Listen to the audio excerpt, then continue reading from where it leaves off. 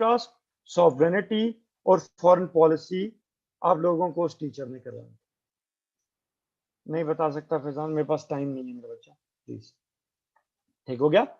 अब हम टॉपिक कौन सा पढ़ रहे हैं? हम टॉपिक पढ़ रहे हैं इंटरनेशनल पॉलिटिकल सिक्योरिटी। हम टॉपिक कौन सा पढ़ रहे हैं? हम टॉपिक पढ़ रहे हैं इंटरनेशनल पॉलिटिकल सिक्योरिटी। ऐसा ही है, हम टॉपिक पढ़ रहे हैं इंटरनेशनल पॉलिटिकल सिक्योरिटी। ऐसा ही है। सॉरी नवाल बेटा, ठीक हो गया। अब इंटरनेशनल पॉलिटिकल सिक्योरिटी में आप लोगों के 6 टॉपिक थे। नवाल मेरी बात को समझ।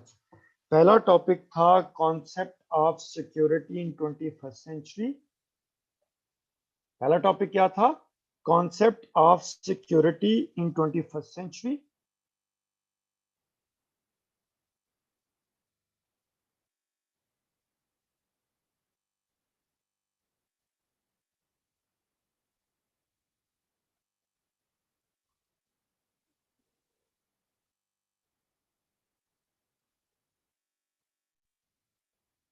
ठीक है। दूसरा टॉपिक था national power and elements of national power. तीसरा टॉपिक है आपका बैलेंस ऑफ पावर। चौथा टॉपिक है आपका फॉरेन पॉलिसी। पांचवा टॉपिक है आपका नेशनल इंटरेस्ट और छठा टॉपिक है आपका सॉवरेनिटी। ऐसा ही है सुल्तान? ऐसा ही है। इंटरनेशनल पॉलिटिकल सिक्योरिटी में यही 6 टॉपिक थे ना? अब सुल्तान मेरी जान, ये 6 टॉपिक नहीं है, ये एक ही टॉपिक है। ये 6 टॉपिक नहीं है, ये एक ही टॉपिक है। ठीक है, अब मैं एक्सप्लेन करता हूं।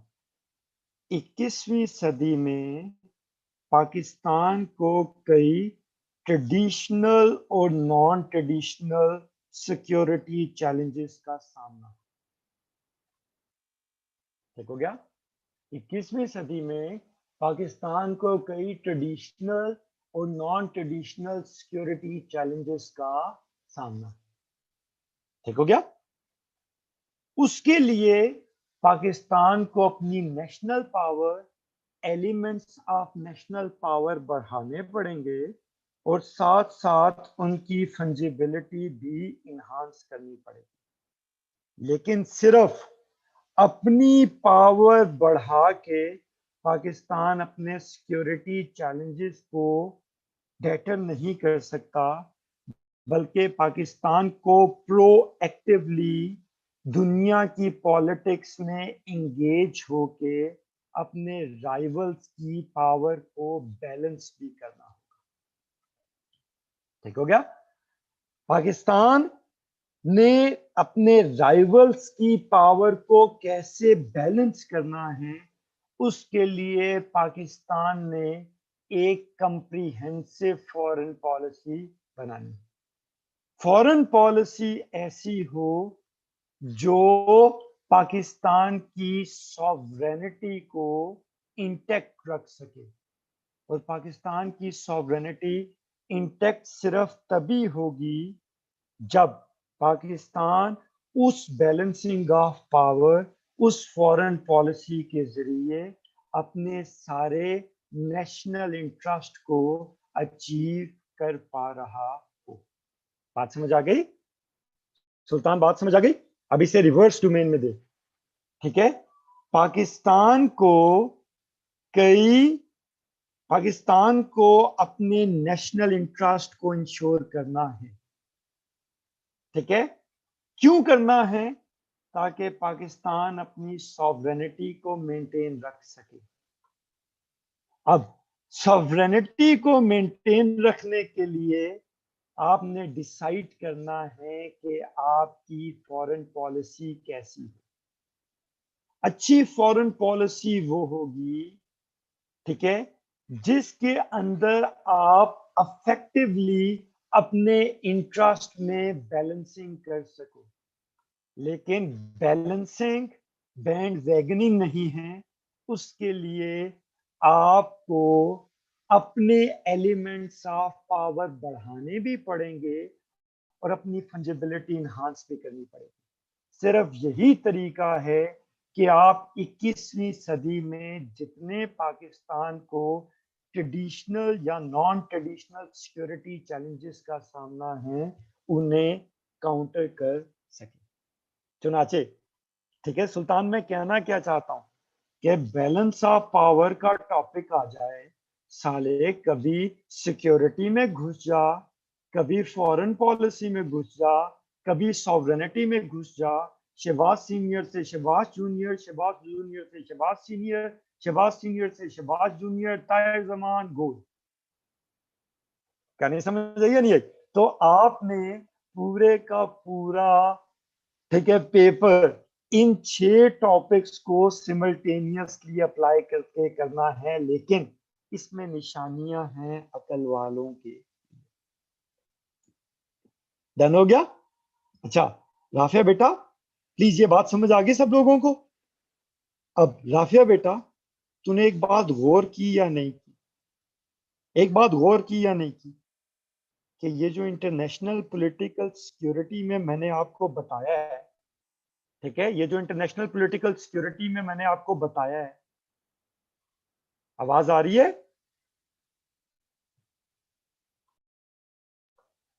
बच्चों? आवाज आ रही है? ठीक है, ये जो मैंने आपको इंटरनेशनल पॉलिटिकल सिक्योरिटी में बताया है, अगर मैं गलत नहीं हूं तो पूरा करंट अफेयर यही नहीं है एनालिसिस? अगर मैं गलत नहीं हूं तो पूरा पाक अफेयर यही एनालिसिस नहीं है? तो राफिया, जो मर्जी सवाल आ जाए, अल्लाह रसूल का वास्ता है, ठीक है, अल्लाह रसूल का वास्ता है, इन 6 टॉपिक्स के टर्म्स को, कॉन्सेप्ट्स को वाफर मिकदार में निहार मुंह इस्तेमाल करना, इंशाअल्लाह ताला अफाका होगा। Done thing?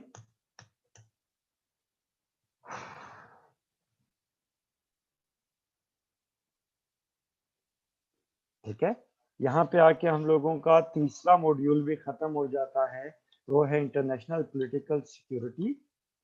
ठीक है, प्लीज यहाँ पे हमारा ये तीसरा मॉड्यूल भी खत्म हो जाता है। आपके पास 10 मिनट की ब्रेक है, प्लीज 10 मिनट की ब्रेक है। वापस आओगे तो मैं इधर से तुम लोगों को आगे अपलिफ्ट करूँ।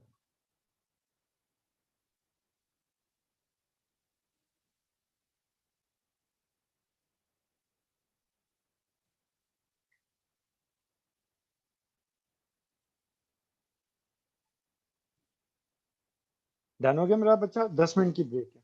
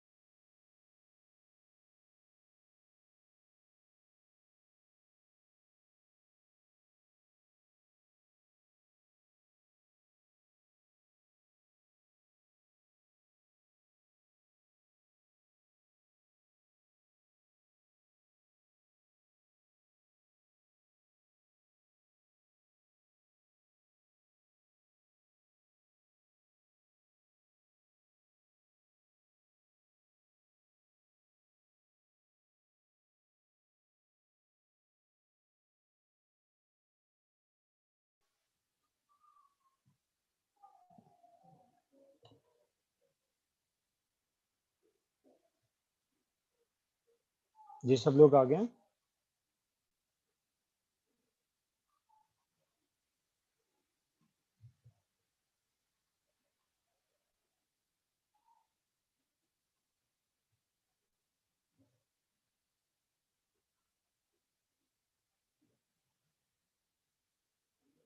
अच्छा जी। जी हमारा अगला एरिया है strategic approach to IR plan, और ये आप लोगों को पार्ट 1 चैप्टर 4 में मिलेगा। पार्ट 1 चैप्टर 4 में आप लोगों को स्ट्रेटेजिक अप्रोच टू आईआर मिलेगा। अब सबसे पहले हम फिगर आउट कर लेते हैं कि इसके अंदर हमारे पास टॉपिक क्या है। भाइयों बेटा, एक तो हमने वॉर स्टडीज करना है। वॉर क्या है, कॉजेज ऑफ वॉर क्या है, टोटल वॉर क्या है, लिमिटेड वॉर क्या है, एसिमेट्रिक वॉर क्या है, सिविल वॉर क्या है, गुरिल्ला वॉर क्या है। फिर हमने एक टॉपिक पढ़ना है स्ट्रेटेजिक कल्चर। एक टॉपिक हमने पढ़ना है स्ट्रेटेजिक कल्चर, ठीक है। तो स्ट्रेटेजिक कल्चर में हम लोगों ने स्ट्रेटेजिक कल्चर और determinants of Pakistani strategic culture करना, और इसमें तीसरा टॉपिक है डेटरेंस, और डेटरेंस की theory and practice with special reference to India and Pakistan. Deterrence की special theory and practice with special reference to India and Pakistan. अब ये डेटरेंस वाले टॉपिक को मैंने लाल क्यों किया हुआ है? ये डेटरेंस वाले टॉपिक को मैंने लाल क्यों किया हुआ है?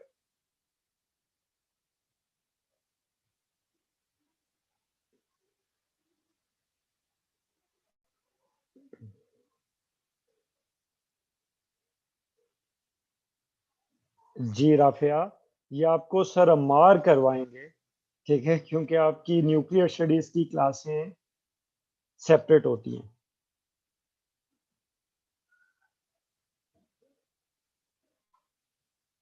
ये आपको सर अम्मार करवा चुके हैं न्यूक्लियर स्टडीज में। करवाया या नहीं करवाया?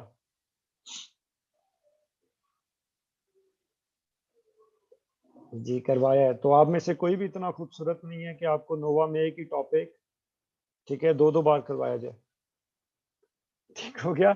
ओवरलैपिंग टॉपिक है करंट अफेयर और पाक अफेयर के साथ, इसलिए आप लोगों को ये वो करवा चुके हैं। तो मेरे पास ये टॉपिक है वॉर, कॉजेज ऑफ वॉर और स्ट्रेटेजिक कल्चर। ठीक हो गया। अब मेरे बहनों भाइयों, हम शुरू करते हैं वॉर स्टडीज से। हम लोग शुरू करते हैं वॉर स्टडीज से। तो मेरे प्यारे बहनों भाइयों, हमने टॉपिक पढ़ना है war, causes of war, types of war and methods of warfare. War, causes of war, types of war and methods of warfare. Reference note कर लीजिए मेरा बच्चा, पार्ट 1 चैप्टर 4 पेज 159 टू 187। ठीक है। इसमें हम वॉर की कई ऐसी डायमेंशंस पढ़ेंगे जो हमारे कोर्स में नहीं है। ठीक है। फॉर एग्जांपल हाइब्रिड वॉरफेयर हमारे कोर्स में नहीं है, हमें करनी पड़ेगी। ठीक है, मजबूरी है। जनरेशंस ऑफ वॉरफेयर हमारे कोर्स में नहीं है, हम करेंगे, हमारी मजबूरी है। ठीक हो गया।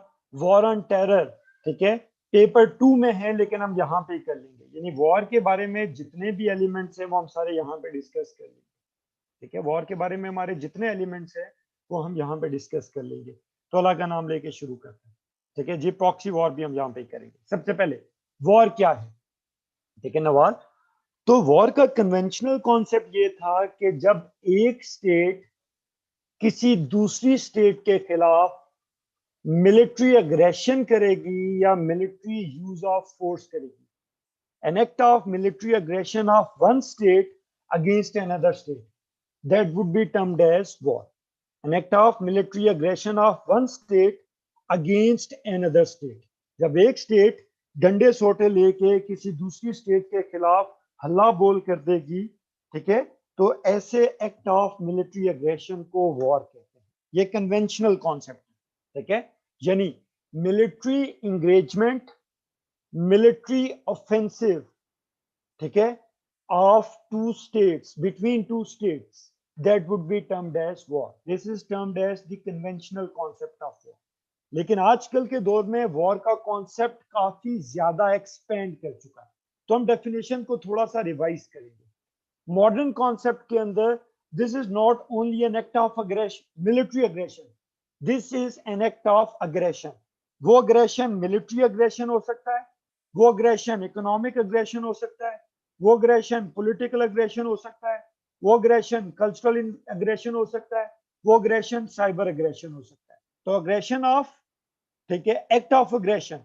अब ये अग्रेशन सिर्फ स्टेट नहीं करती, बल्कि स्टेट के साथ साथ कई नॉन स्टेट एक्टर्स भी करते हैं। ठीक हो गया?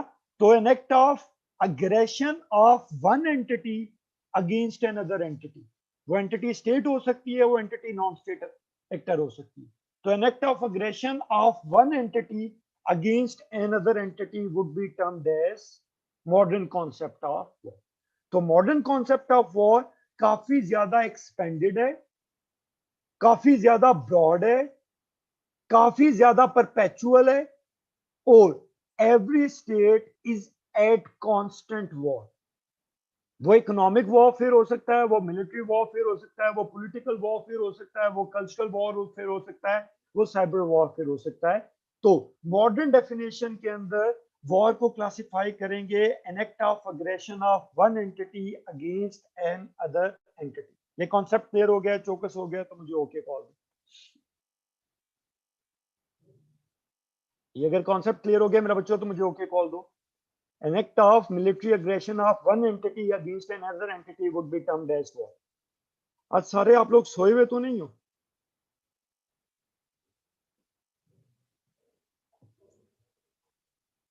तो जवाब दो। An act of aggression of one entity against an other entity. अबुष्टा बेटा, हम अगली चीज पे आ जाते हैं। What are the types of war? War की टाइप्स क्या है? ठीक हो गया? तो वॉर को जनरली आप 4 टाइप्स में क्लासिफाई करते हैं। जनरल वॉर या total war, limited war, civil war और प्रॉक्सी वॉर। वॉर को आप कितनी टाइप्स में क्लासिफाई करते हैं? जनरल वॉर या total war, limited war, civil war और प्रॉक्सी वॉर। देखो गया? तो ये वॉर की 4 टाइप्स हैं। अब अहमद प्लीज, मेरे भाई ने मेरा कॉन्सेप्ट नोट करना है। ठीक हो गया? बेटा मोबाइल की चार्जिंग नहीं है, बेटा मोबाइल की चार्जिंग नहीं है ना, मोबाइल की चार्जिंग, बाल की चार्जिंग नहीं है ना तुम्हें? अच्छा बेटा नहीं है ना? अब नीचे खेल रहा था, क्या कर रहा था? ठीक है। अब मेरे बहनों भाइयों, वॉर की 4 टाइप्स है। बेटा नहीं लगती ना उसमें, मेरा अच्छा बेटा नहीं। बच्चों 1 मिनट होल्ड कीजिएगा। ठीक है, तो वॉर की 4 टाइप्स हैं। ठीक है, जनरल या total war, limited war, civil war और प्रॉक्सी वॉर। जनरल या total war, limited war, civil war और प्रॉक्सी वॉर। अब अहमद सुल्तान, मेरी बात के ऊपर गौर करना है मेरी जान, ये बड़ी इंपॉर्टेंट बात। जब आप वॉर्स किसी टीचर से पढ़ते हैं ना, तो वो आपको वॉर नहीं पढ़ाता, वो वॉर के ऊपर संजय लीला बंसाली की फिल्म का स्क्रिप्ट सुनाता। ठीक हो गया? फलाने ने फलाने पे हमला कर दिया, जर्मनी ने फ्रांस पे हमला कर दिया, ऑस्ट्रिया हंगरी ने सर्बिया पे हमला कर दिया, नी पै गई, मिसाइल चल रहे, थर्ड मिसाइल चले, फलाने मिसाइल चले, ढमकाने मिसाइल चले। ठीक हो गया? मैं आपको वॉर में वो संजय लीला बंसाली की फिल्म का स्क्रिप्ट नहीं बताऊंगा, मैं तुम्हें वॉर को प्रिंसिपली करवाऊंगा, थीमेटिकली करवाऊंगा, तुम्हें खुद ही समझ आ जाएंगी कहानी। ठीक हो गया? तो मेरे से अगर कोई एक्सपेक्ट ये कर रहा है कि मैं कहानियां सुनाऊंगा, तो मैं कहानियां नहीं सुनाऊंगा, मैं कंसेप्चुअली तुम्हें वॉर के कॉन्सेप्ट समझाऊंगा, चीजों को खुद को रिलेट कर लेंगे। ठीक है अहमद? अब अहमद, ठीक है, मैं प्रिंसिपल्स की सूरत पे तुम्हें वॉर्स करवाने लगा। तो सबसे पहली वॉर है जनरल या टोटल वॉर। जी जी आया हुआ था शीजा, शुक्र है तुझे होश आ गई है। ठीक है, तो मेरे बहनों भाइयों, सबसे पहली वॉर है हमारी जनरल या टोटल वॉर। करवाना शुरू करूं बच्चों, करवाना शुरू करूं? अच्छा, जनरल या टोटल वॉर ऐसी जंग जो कुछ मुल्कों से शुरू होती है, ऐसी जंग जो कुछ मुल्कों से शुरू होती है और डोमिनो इफेक्ट के जरिए आहिस्ता आहिस्ता एक पूरे रीजन को अपने स्फीयर ऑफ इन्फ्लुएंस में ले लेती है। ऐसी वॉर जो कुछ मुल्कों से शुरू होती है और डोमिनो इफेक्ट के जरिए एक पूरे रीजन या लार्ज पार्ट ऑफ ग्लोब को अपने स्फीयर ऑफ इन्फ्लुएंस में ले लेती है। डोमिनो इफेक्ट, ऐसी जंग जिसके अंदर किसी भी किस्म की कोई लिमिट रिस्पेक्ट नहीं की जाती, no limit in terms of weapons, conventional weapon भी इस्तेमाल होते हैं, स्मार्ट वेपन्स भी इस्तेमाल होते हैं, और वेपन्स ऑफ मैस डिस्ट्रक्शन भी इस्तेमाल होते हैं, ऑल दो weapons of mass destruction as per international law illegal. No limit in term of personnel involved. Combatants भी लड़ते हैं, नॉन combatants भी लड़ते हैं, यानी सिविलियंस भी लड़ते हैं, प्रॉपर मिलिट्री पर्सनल भी लड़ते हैं. No limit in terms of geographical confinement. Declared battle zones के अंदर भी जंग होती है, और जंग का दायरा कार एक्सपेंड करते करते सिविलियन एरियाज को भी, यानी प्रोटेक्टेड एरियाज को भी अपने स्फीयर ऑफ इन्फ्लुएंस में ले लेती है. ठीक हो गया. और no limit in terms of destruction imposed. आपका दुश्मन आपको कंप्लीटली कैप्चर करना चाहता है, कंप्लीटली एलिमिनेट करना चाहता है, आपके टेरिटरी, आपके रिसोर्सेज, आपकी पॉपुलेशन पे कब्जा करना चाहता है. इन शॉर्ट, आपको सफाई हस्ती से मिटाना चाहता है. ऐसी जंग जो कुछ मुल्कों से शुरू होती है और डोमिनो इफेक्ट के जरिए एक पूरे रीजन या लार्ज पार्ट ऑफ ग्लोब को अपने स्फीयर ऑफ इन्फ्लुएंस में ले लेती है, जिसमें no limit in terms of weapons, no limit in terms of personnel involved, no limits in terms of territorial confinement, and no limit in terms of destruction imposed. ठीक है. ऐसी जंग को कहा जाता है general war, total war, world war 1, world war 2, European 30 years war. ठीक है, यूरोपियन 30 ईयर वॉर, और फाइनली आप लोगों का अरब स्प्रिंग के बाद जो कुछ मिडल ईस्ट में हुआ, that would be termed as general और टोटल वॉर. जनरल या टोटल वॉर का कॉन्सेप्ट क्लियर हो गया.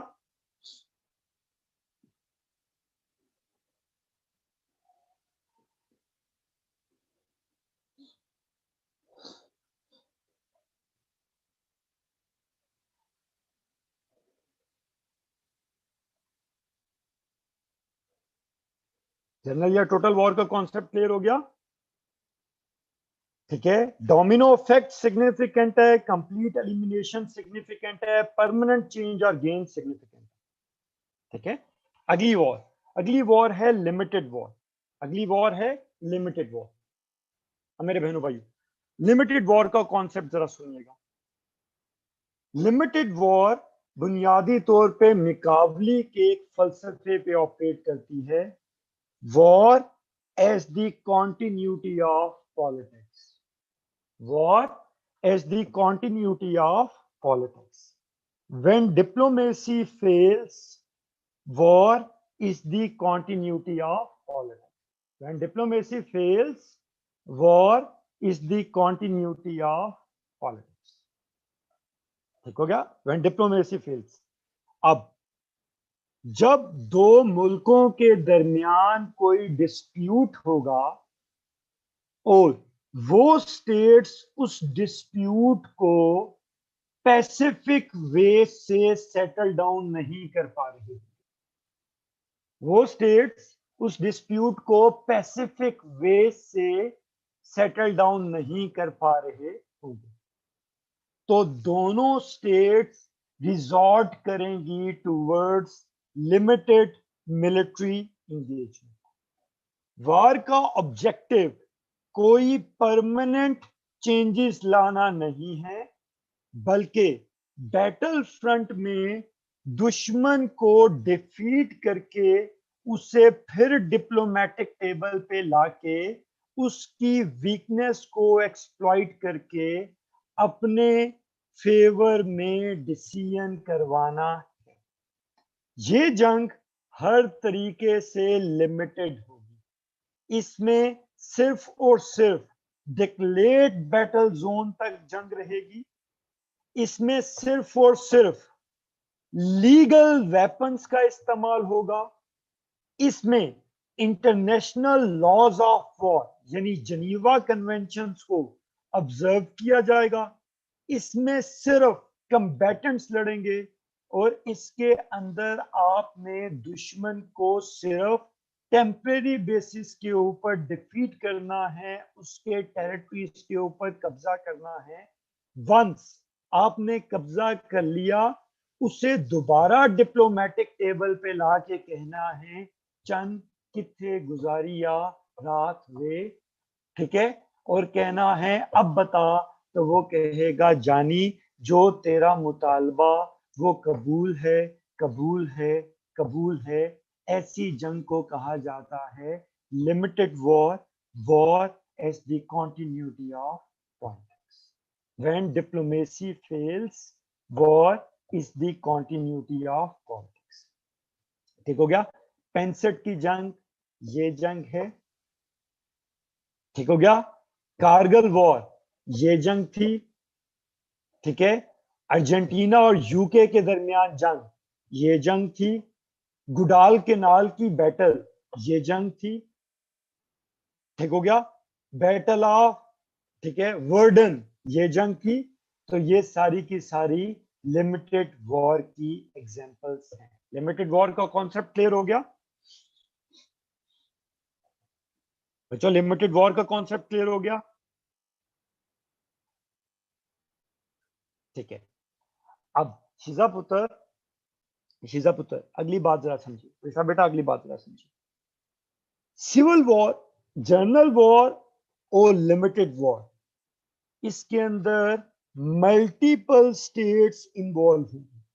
जनरल वॉर और लिमिटेड वॉर में मल्टीपल स्टेट्स इन्वॉल्व होंगी। लेकिन जब वॉर कन्फाइन है with in the territory of a state, जब वॉर कन्फाइंड है with in the parties of a single state, यानी जंग का स्फीयर ऑफ इंफ्लुएंस लिमिटेड रहेगा विद इन वन स्टेट, यानी खाना जंगी, ऐसी जंग को कहते हैं सिविल वॉर। अब मेरे बहनों भाइयों, ये civil war between a state and an insurgent group हो सकती है या बिटवीन टू इंसर्जेंट ग्रुप हो सकती है। With in a state and insurgent group हो सकती है या बिटवीन टू इंसर्जेंट ग्रुप हो सकती है। अब जब स्टेट और एक इंसर्जेंट ग्रुप के दरमियान होगी, जब स्टेट और एक इंसर्जेंट ग्रुप के दरमियान होगी, तो मेरे बहनों भाइयों, ठीक है, स्टेट चाहेगी कि वो अपनी रिट को एस्टेब्लिश करे, वो इंसर्जेंसी को डिफीट करे और वो अपनी सॉवरेनिटी को इंटैक्ट करे। जबकि इंसर्जेंट ग्रुप स्टेट की रिट को चैलेंज करना चाह रहा होगा, state within the state बनाना चाह रहा होगा, या स्टेट के अंदर से एक इंडिपेंडेंट स्टेट क्रिएट करना चाह रहा होगा, एक इंडिपेंडेंट स्टेट क्रिएट करना चाह रहा होगा।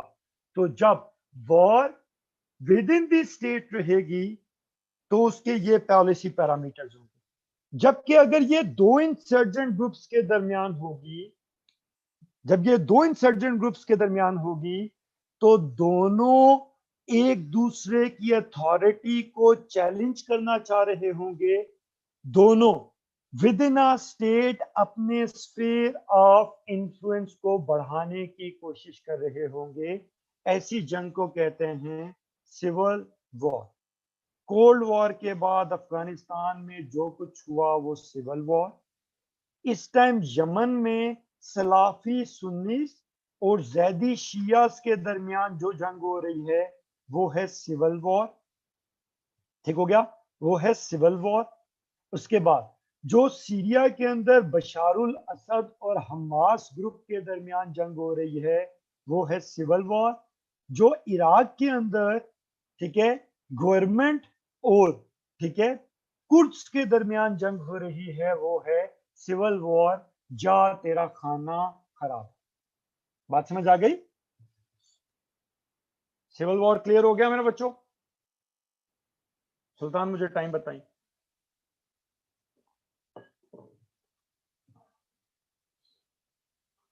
बेटा सिविल वॉर क्लियर होगी। अब ये जो पहली 3 टाइप्स ऑफ वॉर थी, ठीक है, ये तीनों की तीनों थी मर्दों की जंगें। ये तीनों की तीनों कौन सी थी? मर्दों की जंगें। आखिरी जंग है प्रॉक्सी वॉर, ये है जनानियों की जंग। ठीक हो गया? जनानियों की जंग। और आजकल क्योंकि मर्दों के अंदर भी ज्यादा जनानियां छुपी हुई हैं, तो आजकल की दुनिया के अंदर प्रॉक्सी वॉर सबसे बड़ा कंपोनेंट। ठीक है? प्रॉक्सी वॉर क्या होता है बच्चों? इधर ध्यान करो बच्चों, मैं स्केच के जरिए बताता हूं। बच्चों मैं स्केच के जरिए तुम्हें प्रॉक्सी वॉर समझाता हूं। एक साइड पे है इंडिया, एक साइड पे है पाकिस्तान। ठीक हो गया? अब इंडिया पाकिस्तान के साथ जंग करना चाहता है तो वो डायरेक्टली जंग नहीं करेगा, वो पाकिस्तान में एक इंसर्जेंट ग्रुप की सपोर्ट करेगा। पाकिस्तान में एक इंसर्जेंट ग्रुप की सपोर्ट करेगा, हमारे केस में बलोच इंसर्जेंसी। ठीक हो गया? वो इस इंसर्जेंट ग्रुप को देगा, वो इस इंसर्जेंट ग्रुप को देगा पैसा, फाइनेंसेस, वो इस इंसर्जेंट ग्रुप को देगा वेपन्स, वो इस इंसर्जेंट ग्रुप को देगा मिलिट्री ट्रेनिंग, वो इस इंसर्जेंट ग्रुप को देगा इंटेलिजेंस। अब वो इंसर्जेंट ग्रुप पाकिस्तान के अंदर लड़ेगा, वो इंसर्जेंट ग्रुप पाकिस्तान के अंदर लड़ेगा, तो हमें लगेगा कि ये एक सिविल वॉर है, लेकिन बुनियादी तौर पे पाकिस्तान की इस सिविल वॉर को के अंदर इंडिया थर्ड पार्टी के जरिए, यानी बलोच इंसर्जेंट के जरिए पाकिस्तान के खिलाफ जंग लड़ रहा होगा। तो वो मर्दों की तरह सामने नहीं आएगा, वो जनानियों की तरह, यानी सास जो मेरे घर में करती है, वो प्रॉक्सी वॉर। पूरी कहानी समझ आ गई? प्रॉक्सी वॉर समझ आ गई?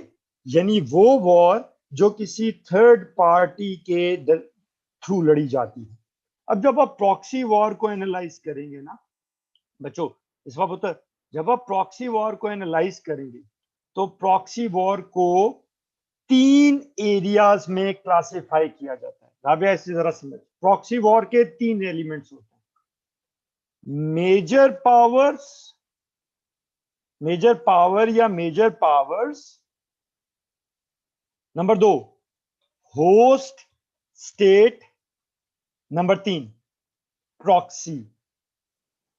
ये जो अभी मैंने एग्जांपल दी, इसमें मेजर पावर्स कौन सी हैं? India and Pakistan. Host state कौन सी है? पाकिस्तान। और प्रॉक्सी कौन सी है? प्रॉक्सी है बलोच इंसर्जेंट्स। बात समझ आई नहीं? ये ठीक है। यमन वॉर अब सिविल वॉर चल रही है, यमन वॉर एक सिविल वॉर चल रही है, लेकिन उस सिविल वॉर में प्रॉक्सी भी चल रही है। मेजर पावर कौन है? एक साइड पे है ईरान और दूसरी साइड पे है सऊदी अरब। ठीक है। होस्ट स्टेट कौन सी है? यमन। इन प्रॉक्सीज कौन सी हैं? प्रॉक्सीज कौन सी है मेरा बच्चा? प्रॉक्सीज, ईरान की प्रॉक्सी है जैदी शियाज, और सऊदी अरब की प्रॉक्सी है सलाफी सुन्नीस। डन हो गया मेरा बच्चा? फिर ठीक है, सीरिया के अंदर जो वॉर हो रही है वो भी सिविल वॉर है, उसमें ईरान सऊदी अरब भी हैं, लेकिन ईरान सऊदी अरब भी है, लेकिन उसके अंदर रशिया और अमेरिका भी एक दूसरे के खिलाफ कर रहे हैं। होस्ट स्टेट क्या है? सीरिया। प्रॉक्सी, रशिया की प्रॉक्सी है बशारुल असद, और ठीक है यूएसए की प्रॉक्सी है होतिस। डन होगी बात। फिर कोल्ड वॉर के दौरान जो कुछ अफगानिस्तान में हुआ वो भी एक प्रॉक्सी थी। सिविल वॉर तो थी, उसके साथ एक प्रॉक्सी थी। मेजर पावर कौन थे? USSR and USA. Host state कौन सी थी? अफगानिस्तान। ठीक है, प्रॉक्सी कौन थे? तालिबान। डन हो गया। किसके प्रॉक्सी थे? ये यूएसए के प्रॉक्सी थे। फिर जो कुछ ईस्ट पाकिस्तान में हुआ, मेजर पावर कौन है? इंडिया। होस्ट स्टेट कौन है? ईस्ट पाकिस्तान। और ठीक है, और मेरे बहनों भाइयों, प्रॉक्सी कौन सी है? प्रॉक्सी है मुक्तीज। पूरी कहानी समझ आ गई? अब तक तो फिंगर टिप्स पे आ जाना चाहिए। तो प्रॉक्सी के 3 एलिमेंट्स होंगे, मेजर पावर, होस्ट स्टेट और प्रॉक्सी। डन हो गया मेरा बच्चा? ये कॉन्सेप्ट डन हो गया। अब राबिया बेटा, ठीक है, प्रॉक्सी वॉर की प्रॉक्सी वॉर कामयाब होनी है या नहीं होनी है, इसका कोई क्राइटेरिया होना चाहिए। प्रॉक्सी वॉर कामयाब होनी है या नहीं होनी है, इसका कोई क्राइटेरिया होना चाहिए। शाह जी, प्रॉक्सी वॉर कामयाब होनी है या नहीं होनी है, इसका कोई क्राइटेरिया होना चाहिए। राफिया पुत्र, मेरा सोना बच्चा, मेरी बात समझ। अब प्रॉक्सी वॉर को एनालाइज करने के लिए जो सबसे सक्सेसफुल मॉडल है वो है विलियम लिंड का मॉडल। किसका मॉडल? विलियम लिंड का मॉडल। विलियम लिंड कहता है कि 4 प्रॉक्सी के अंदर 4 एलिमेंट्स हैं, 4 कंसिडरेशंस हैं, 4 क्राइटेरियाज हैं। कितने क्राइटेरियाज हैं? 4 क्राइटेरियाज हैं। अगर ये चारों क्राइटेरियाज सिमल्टेनियसली, ये चारों क्राइटेरियाज सिमल्टेनियसली सक्सेसफुल होंगे तो वॉर सक्सेसफुल होगी। अगर इनमें से एक भी क्राइटेरिया पूरा नहीं होता, प्रॉक्सी कामयाब नहीं हो सकती। अगर इनमें से एक भी क्राइटेरिया कामयाब नहीं हो सकता, ठीक है, फेल हो गया, तो प्रॉक्सी कामयाब नहीं हो सकती। अब इसमें पहला क्राइटेरिया है continuous supply of weapons. Continuous supply of weapons यानी इंडिया ब्लोच इंसर्जेंट को without any hindrance arms provide कर रहा है। Number 2, continuous supply of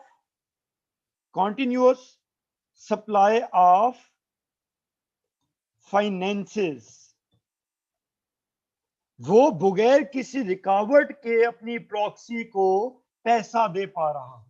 number 3, continuous supply of military training and intelligence, वो बगैर किसी हिंड्रेंस के, ठीक है, मिलिट्री ट्रेनिंग और इंटेलिजेंस दे पा रहा है। और number 4, majority of locals are in favour of warring party. Majority locals उस स्टेट के साथ हैं जो आपके खिलाफ प्रॉक्सी कर रही है, या उस स्टेट के अगेंस्ट है जिसके खिलाफ प्रॉक्सी हो रही है। शाह जी, चारों क्राइटेरिया समझ आ गए? शाह जी, ओ शाह जी, ओ शाह जी, ओ शाह जी, चारों क्राइटेरिया समझ आ गए? अब ये चारों क्राइटेरिया सक्सेसफुल होंगे तो प्रॉक्सी कामयाब होगी। इनमें से एक भी नो होगा तो प्रॉक्सी कामयाब नहीं हो सकती। ठीक है, अब हम इसके ऊपर 2 प्रॉक्सीज को एनालाइज करते हैं। काफिया बेटा, अब हम इसमें दो प्रॉक्सीज को कामयाब एनालाइज करते हैं। क्या इंडिया बलोच इंसर्जेंट को कॉन्टिन्यूस सप्लाई ऑफ वेपन्स दे पा रही है? यस भी है, नो भी है। मैंने क्वेश्चन मार्क लगा दिया, ठीक हो गया। क्या कॉन्टिन्यूस सप्लाई ऑफ फाइनेंसिस दे पा रही है? Question mark. का continuous supply of military training and intelligence दे पा रही है? Yes yes. लेकिन क्या मेजॉरिटी बलोची पाकिस्तान के खिलाफ हो गए? Big no, big no. ठीक है, बलोचियों जैसा नर सर का सन ऑफ दी सॉइल अभी तक कोई नहीं है, ठीक हो गया। तो भाई बाबा जी का ठुल्लू नहीं कामयाब हो सकती। एक भी क्राइटेरिया नो हो गया तो प्रॉक्सी कामयाब नहीं हो सकती। मेजॉरिटी बलोची अभी भी पाकिस्तान के साथ है। अब मैं दूसरी प्रॉक्सी की बात कर लेता हूं। क्या ईस्ट पाकिस्तान में मुक्तिस को कॉन्टिन्यूस सप्लाई ऑफ वेपन्स दे पा रहा था इंडिया? यस। क्या कॉन्टिन्यूस सप्लाई ऑफ फाइनेंसिस दे पा रहा था? यस। क्या continuous supply of military training and intelligence दे पा रहा था? यस। और क्या मेजॉरिटी ऑफ बंगाली पाकिस्तान के खिलाफ हो चुके थे शेख मुजीबुर रहमान की मूवमेंट के बाद? यस। तो ईस्ट पाकिस्तान में उनकी प्रॉक्सी हो गई कामयाब, ठीक है। और बलोचिस्तान में अभी तक कभी आओ ना मर्दान खुशबू लगा के। डन हो गया। तो प्रॉक्सीज को एनालाइज करने का पूरा पैरामीटर समझ आ गया। मैंने तुम्हें पाक अफेयर वाला भी पूरा प्रॉक्सी का क्वेश्चन करवा दिया। ऑल पाकिस्तान पोर्ट्रीज क्लियर हुआ नहीं हुआ?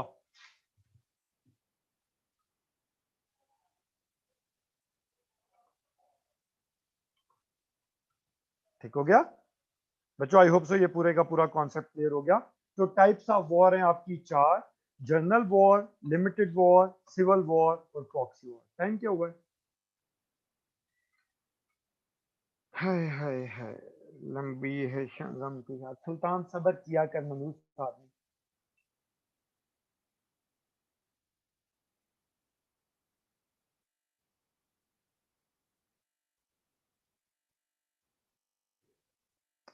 चलो बच्चों, इससे आगे हम फिर अगली क्लास के अंदर करेंगे। आज की क्लास अनम बहन मैं वाइंड अप कर दूं या 9 बजे तक पढ़ाना? कोई जिद है आप? नहीं नहीं सर, अगर हो गया कंप्लीट तो इट्स फाइन। चले मेरे बहनों भाई, अगली क्लास के अंदर